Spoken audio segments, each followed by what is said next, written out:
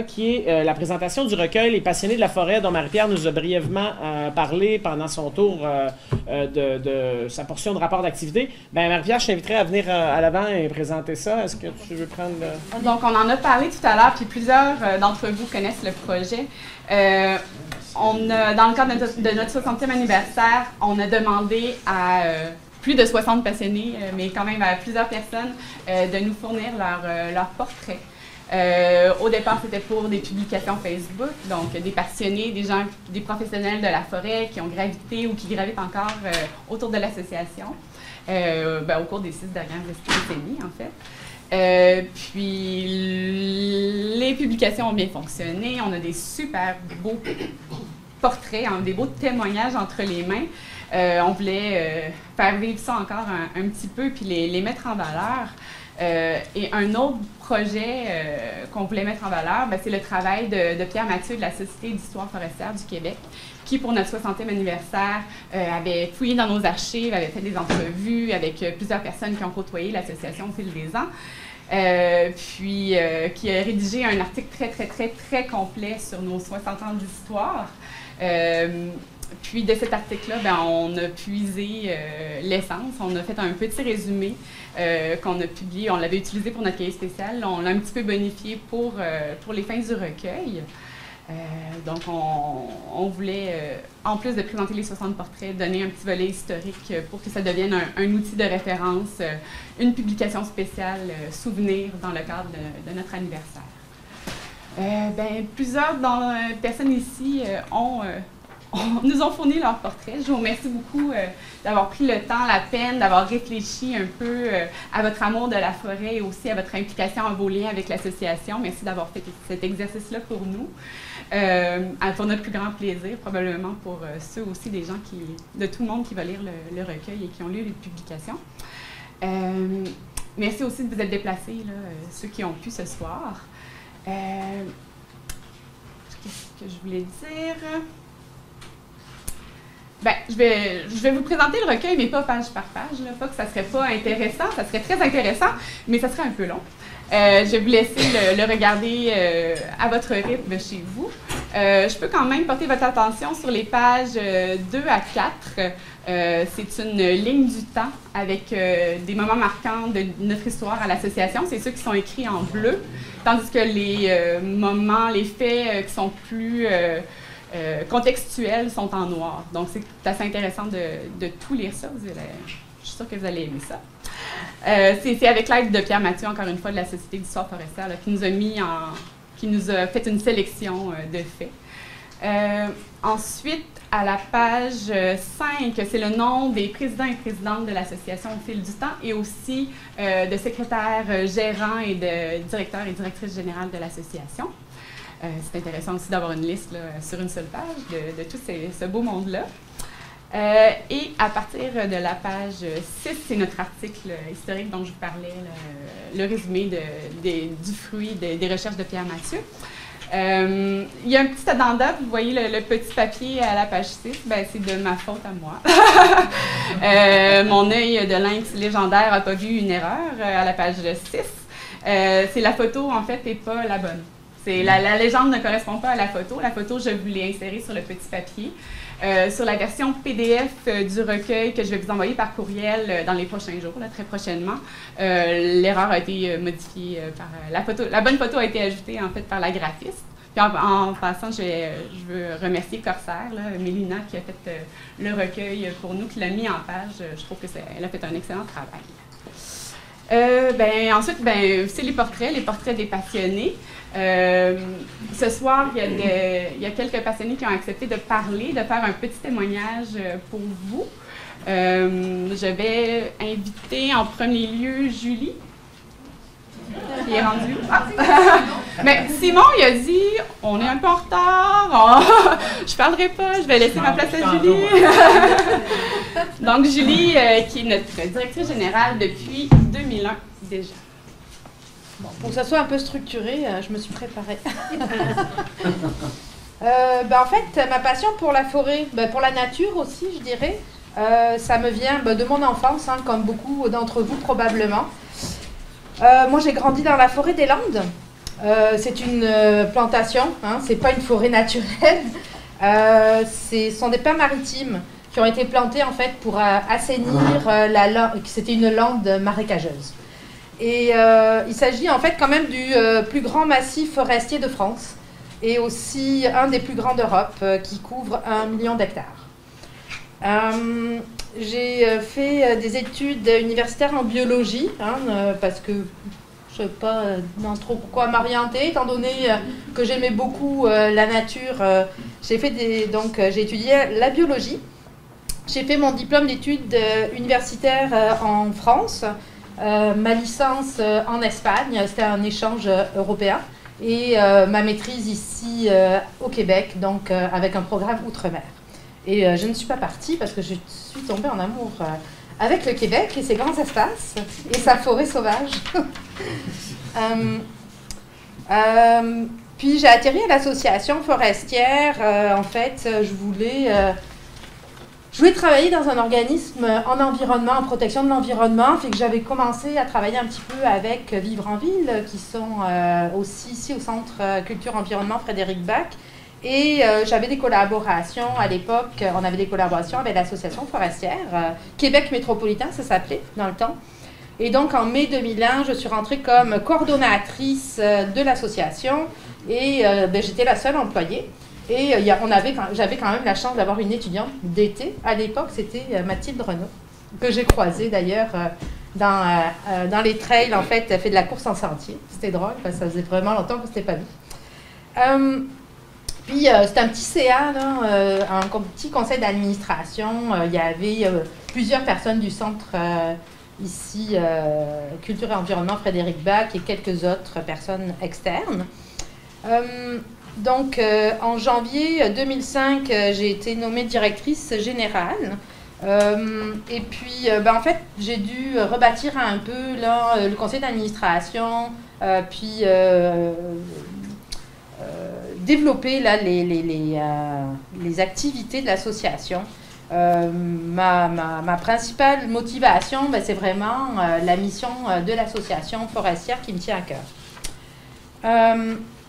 Mon quotidien, l'association forestière, c'est beaucoup de la multitâche, faut être polyvalent, comme beaucoup de mes collègues aussi d'ailleurs.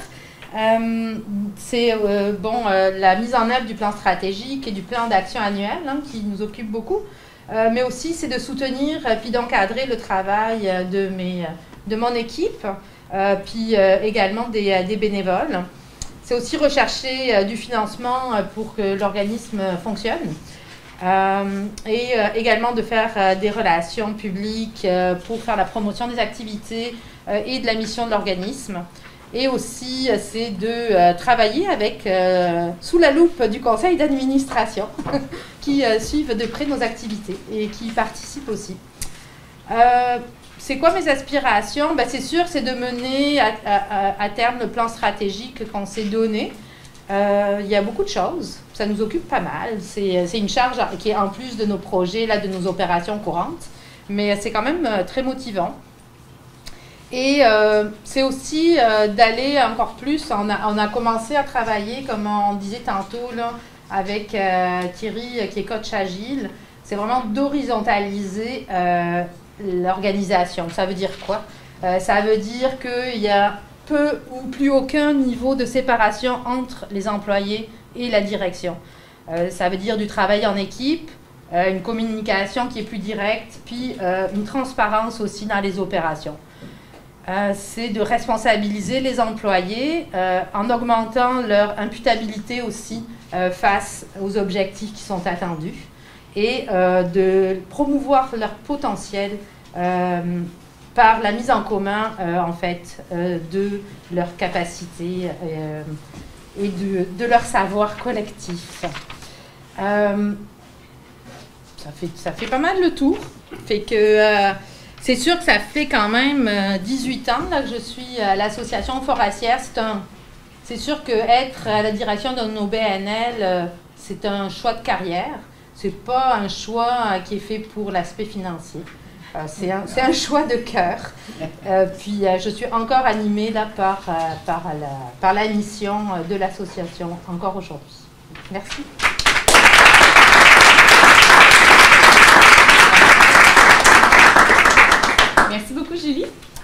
je vais maintenant inviter un ancien employé de l'association, pas ancien depuis très longtemps, mais Étienne qui a été à l'association pendant près de 10 ans. Merci, Marie-Pierre. Étienne Saint-Michel. Donc, un peu comme Julie, moi, la forêt me passionne depuis que je suis jeune. En fait, moi, je suis un petit gars du Limoilou, très, très urbain. J'ai toujours eu un attrait pour la nature. Heureusement, mon père m'amenait beaucoup en camping à l'époque, puis je me suis inscrit dans les scouts, tout ça. Puis, cet intérêt de la forêt, de la nature, ça m'a toujours habité. Ce qui m'a amené à étudier en biologie, puis j'ai fait une maîtrise en foresterie. Mais à l'époque, c'était bien, bien difficile de se trouver de l'emploi, fait que j'ai fait plusieurs années différentes petites jobs. J'étais un peu à mon compte, ça n'a pas été facile.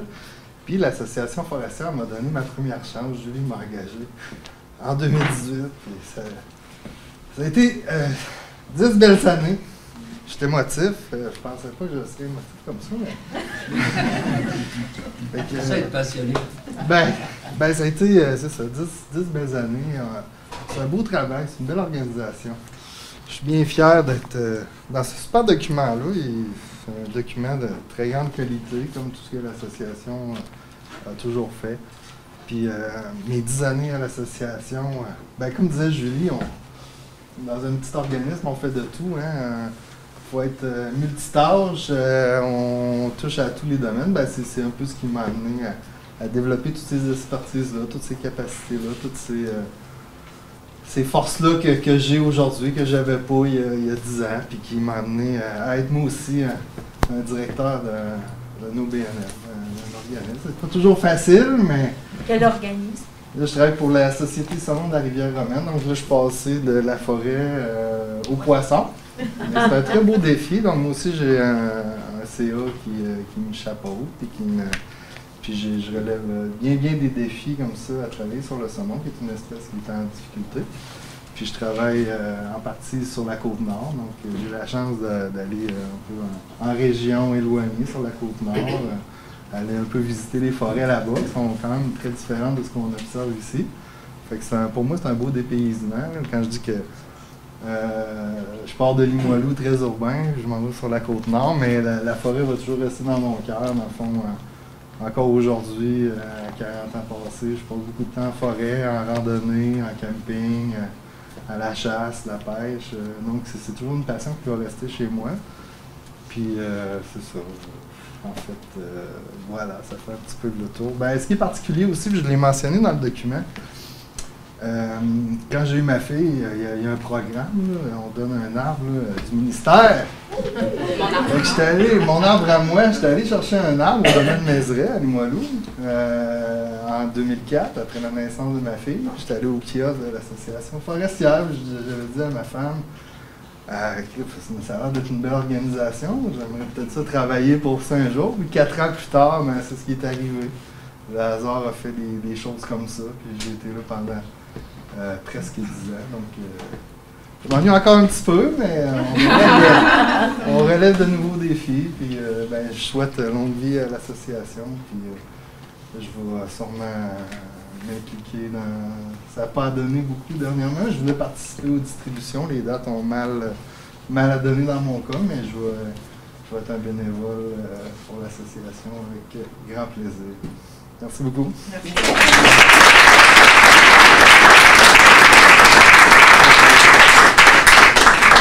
Merci beaucoup, Étienne. Maintenant, je vais inviter Barbara Genet à venir, qui est une collaboratrice de l'association, une ancienne administratrice, puis qui a aussi été présidente de l'association. Merci. Alors, je vais être brève, ce ne sera pas très long, mon intervention, mais simplement mentionner que c'est particulier parce qu'il y a 21 ans exactement, en novembre 98, moi, je commençais à travailler à Québécois. Alors, mon implication a commencé un peu indirectement ce jour-là avec la FQM à l'époque, parce qu'on travaillait sur le même étage, un petit peu plus loin par là-bas, à l'école Sainte-Patrick. Mais mon attachement pour la forêt, moi, ma forêt d'enfance, c'est le boisé qui était la base plein air de la ville de Charlesbourg. Puis cette ville-là, la ville de Charlesbourg avait à l'époque Naturibase, une base de plein air qui est juste à côté du lac Saint-Charles. Alors, j'y ai passé tous mes étés, c'était le bonheur. Aujourd'hui, je ne sais plus à quoi ressemble ce secteur. Je y suis passée dernièrement. Malheureusement, je pense qu'il y a eu un peu beaucoup d'étalement urbain dans ce secteur-là. Mais c'est quand même là que j'ai eu la passion, mon premier herbier. C'était pour moi vraiment fantastique. Puis, j'ai la fierté aujourd'hui d'avoir un arbre remarquable sur mon terrain, un orme d'Amérique, dans le secteur de Charlesbourg. Et ma fille, Nikita, qui est née en 2000, a eu le bonheur d'avoir un arbre qui lui aurait été remis par la Ville de Québec. Et il est sur le bord de la rivière Saint-Charles. Et il y a une plaque, d'ailleurs, qui indique que Nikita a son arbre et qu'on lui a donné dans un programme spécifique en 2000. Alors ça, c'est pour ma petite histoire, mes biologistes de formation. Moi, j'ai travaillé beaucoup le milieu marin, l'écologie marine. J'ai été à mes heures, plusieurs heures quand même, plongeuse sous-marine pour montrer, faire découvrir le fond marin. Donc, à tous ceux de la FQM qui font découvrir les arbres, les essences, toucher, découvrir ce monde fantastique, mais je trouve ça super. Et finalement, oui, j'y étais pas très longtemps, mais j'ai quand même intervenu entre 1999 et 2005, donc pendant 6 ans. Le seul regret que j'ai aujourd'hui, c'est qu'à l'époque, la FQM collaborait davantage avec Québécois, l'organisme que je dirige aujourd'hui, toujours depuis 21 ans. Mais je peux pas, quand on sème des graines, on voit pousser, puis je peux pas souhaiter meilleure chose que ça à la FQN parce que vous avez grandi grâce à Julie. Bravo Julie pour ton travail. Je tiens à le préciser parce que je t'ai vu arriver. Puis tu es toujours là, puis je suis toujours là. Fait que ça montre qu'il y en a des passionnés de la forêt. Alors sur ça, je vous souhaite une bonne soirée. Je vous remercie.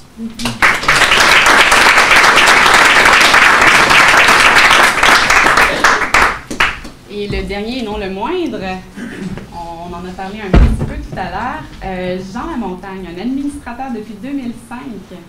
Puis c'est notre expert en arboriculture et en foresterie urbaine. Merci de venir nous parler. Ça va me faire plaisir. Bonjour à tout le monde. Je m'appelle Jean Lamontagne. Je suis un arboriculteur, un consultant en arboriculture. Je suis un passionné de la forêt, mais principalement des forêts en milieu urbain. Donc, depuis 40 ans, je donne des formations aux arboriculteurs. Je donne des formations au niveau du cégep, au niveau universitaire, sur les maladies, les insectes, les évolutions monétaires et tout ça. Donc, ça fait 14 ans que je suis sur le CA de l'Association forestière. Ça fait pas mal longtemps. C'est pour vous démontrer un peu ce qui s'est passé en 14 ans. Ça fait 6 ans que je suis vice-président de l'association. L'association a eu une croissance extraordinaire depuis les 14 dernières années. C'est magnifique. Le personnel, tous les employés sont vraiment extraordinaires. Ça travaille très, très, très fort. Ce n'est pas des gros salaires, comme on disait tout à l'heure, c'est des associations sans but lucratif. Mais c'est quand même fantastique de voir qu'en l'espace de quelques années, nous sommes rendus, grâce à Julie, entre autres, et à Simon, une association qui tourne environ dans les 500 000 $ de subventions par année, ce qui est vraiment extraordinaire. En partie par le gouvernement, mais quand même par tout le travail qu'ils ont fait durant des années à développer l'arboriculture, à développer la foresterie, à développer la formation surtout. Hein, parce qu'il ne faut pas oublier la mission de l'association, quand je dis bien, par ses actions en éducation, conservation, avertissement, gestion durable des arbres et des forêts pour le maintien de la biodiversité et le bien-être de nos collectivités. Tout le monde sait que les arbres vont devenir de plus en plus importants dans les prochains 30 ans. Les Nations Unies disent qu'il faut planter 1000 milliards d'arbres pour être capable de baisser le réchauffement un petit peu. Est-ce qu'on va être capable de planter 1000 milliards d'arbres? Pas seulement l'association, mais qui, elle, a quand même planté autour de 30 000 dans les dernières années. C'est quand même très bon. Qui est capable également de faire des formations aux jeunes, surtout aux jeunes, pour leur démontrer de plus en plus comment c'est important le renouvellement de la foresterie, le renouvellement des arbres en milieu urbain. C'est les arbres qui vont nous aider à avoir une qualité de vie de plus en plus forte Et on espère que les municipalités vont essayer de développer beaucoup plus fortement la conservation des boisés, la conservation des arbres en milieu urbain. Tout à l'heure, on a eu une discussion, effectivement, certains qui n'y croient pas beaucoup encore, d'autres sont peu développés, mais on voit quand même poindre à l'horizon un gros développement. Montréal est en train de redevenir les leaders au niveau de foresterie urbaine par le développement de la nouvelle mairesse, je ne me souviens pas son nom, mais qui est Mme Laplante, qui est extrêmement écologiste. À Québec, lorsque M. Lebaume disparaîtra, peut-être qu'on va avoir de quoi de mieux au niveau. C'est très triste parce qu'à Québec, vraiment, on a une baisse sensible et forte là, de qualité là, de l'arboriculture en milieu urbain, mais ça, c'est un autre paire de mains. Donc, c'est les jeunes. Finalement, l'Association forestière est là pour former les jeunes, pour éduquer les jeunes, pour leur démontrer la grande importance de la foresterie urbaine dans nos environnements, pour démontrer également toute la qualité de vie que les arbres nous amènent, pour démontrer que l'arbre ne nous demande absolument rien, qui se nourrit par lui-même, par les feuilles qui tombent quelques années après qu'il soit tombé.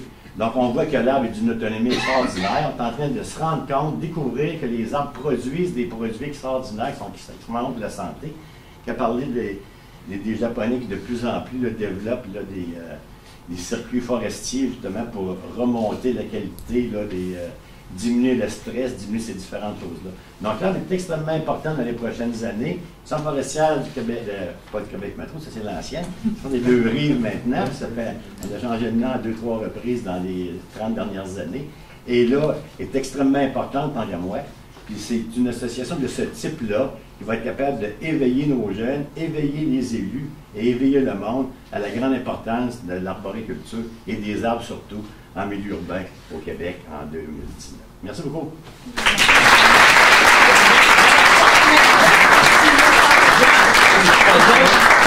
Jean de Montagne.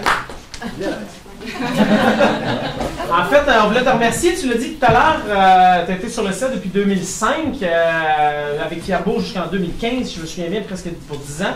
Puis ensuite de ça, tu as passé comme représentant des membres individuels. Fait que c'est en fait vraiment une des plus longues durées sur le conseil d'administration. Tu es le seul qui me bat jusqu'à date, là, donc je deviens un peu le doyen. Là, je pars pas par dépit, je pars parce que j'ai d'autres travaux. Effectivement, je pense que c'est une chose que je voulais souligner. Effectivement, Jean nous quitte parce que son emploi du temps professionnel le sollicite ailleurs. Et donc, mais on voulait te remercier. Fait que, à l'association, on voulait t'offrir ceci, en fait, qui est un produit qui est fait à Trois-Rivières.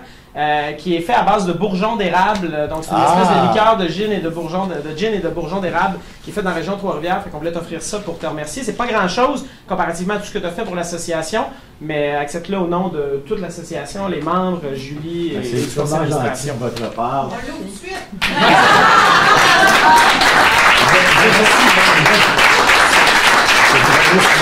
Je prends ça dans mon érablière en pensant à l'association, là. Venez pour quelques temps, là. Ben merci beaucoup de ton implication. Surtout, merci de rester comme bénévole expert. Il n'y a aucun problème, je vais rester tant que je vais pouvoir comme bénévole expert au niveau forestier urbain.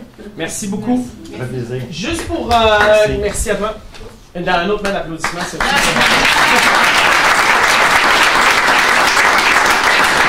Est-ce que tu avais d'autres choses? Ben, juste pour conclure, avant de clôturer l'Assemblée, en fait, juste dire le travail remarquable qui a été fait pour ce cahier-là, en fait, c'est toute l'équipe, c'est tout le monde, mais c'est beaucoup Marie-Pierre. Et c'est exceptionnel le travail que Marie-Pierre a fait.